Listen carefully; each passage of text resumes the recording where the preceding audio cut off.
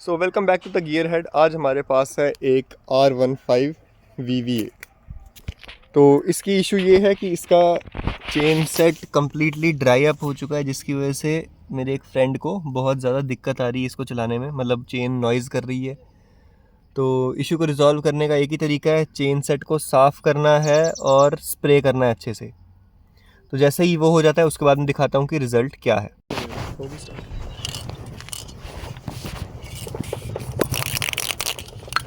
तो ये यहाँ पे अब चेन हमारी स्प्रे हो रही है।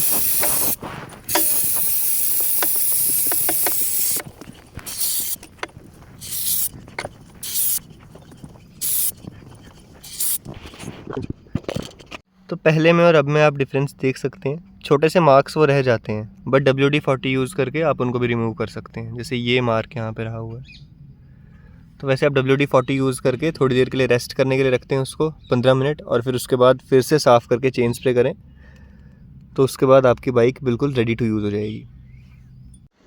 तो चेन को ऑयलिंग करने के बाद टेस्ट भी कर लिया, कोई इसके अंदर इशू नहीं है ऐसा कि चेन में नॉइज़ आ रहा है। तो ऐसे ही और इन्फॉर्मेटिव वीडियोस के लिए फॉलो करना ना भूलें द गियर हेड को।